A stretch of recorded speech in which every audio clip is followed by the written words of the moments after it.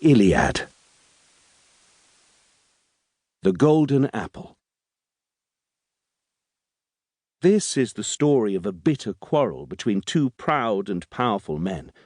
It brought death to hundreds of brave heroes and destroyed one of the great cities of the world, and yet it started with something very small. It all began with an apple, a golden apple engraved with dangerous words. For the most beautiful. 3 goddesses tried to claim it, but which of them was the most beautiful? Was it Hera, wife of Zeus, king of the gods, or Athene, the goddess of wisdom, or Aphrodite, the goddess of love? To settle the argument, they left their home on high Olympus and went to find Paris, Prince of Troy, the most handsome man in the world. As he stood alone on Mount Ida, they appeared in front of him in all their loveliness. "Who should have this apple?" they said. "Choose one of us." Paris was dazzled and terrified, but the 3 goddesses were determined to have an answer. They began to offer him bribes. "Choose me," said Hera. "I will give you power and make you a great ruler." "Choose me," said Athene. "You will win all your battles and become a famous warrior." Aphrodite smiled silkily. "Choose me," she murmured, "and you shall have the most beautiful woman in the world for your wife." Aphrodite's bribe was the one that delighted Paris, but it cast a long and deadly shadow. The most beautiful woman in the world was Helen of Sparta, and she was already married to Sparta's king Menelaus. Aphrodite knew that, but she promised Helen to Paris, and he stretched out his hand and gave her the apple. And the quarrel that began on Olympus boiled over into the human world. Paris set out to steal the king of Sparta's wife, with Aphrodite's help. He was already handsome, but she made him irresistible. Dazzled and entranced, Helen left her husband, and she and Paris ran off to Troy together, with a ship full of Spartan treasure.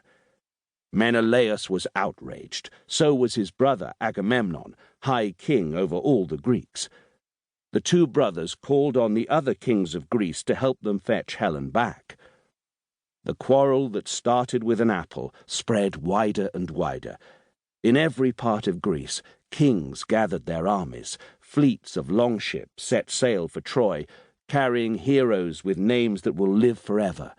Quick-witted Odysseus of Ithaca, wise old Nestor, king of Pylos, valiant Diomedes from Argos, and noble Ajax, who ruled Salamis.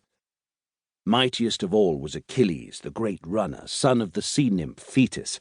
His bronze armor gleamed as he led his fierce Myrmidon soldiers on board their ships.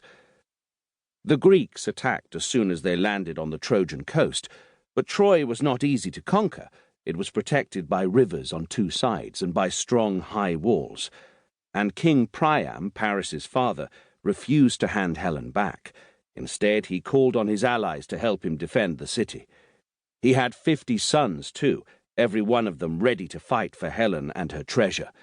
They were all brave men, but the bravest of all, and the noblest warrior, was Prince Hector, tamer of horses. The Greeks could not fight their way into Troy, but they refused to leave without Helen. Pulling their long ships up on the beach, they built huts on the shore and laid siege to the city. No one guessed how long it would take. 9 years later, they were still there, living in the same cramped huts. They were still fighting battles on the plain in front of Troy, still trying to breach the city walls. They would not give up and abandon the war, but all of them longed for the homes they had left behind in Greece. No wonder they began to quarrel among themselves. The quarrel.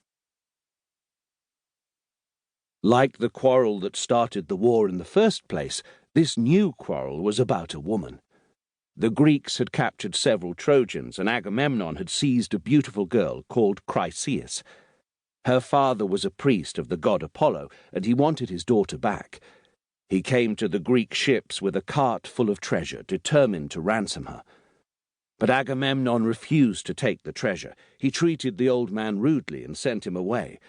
Apollo was furious at the insult to his priest. He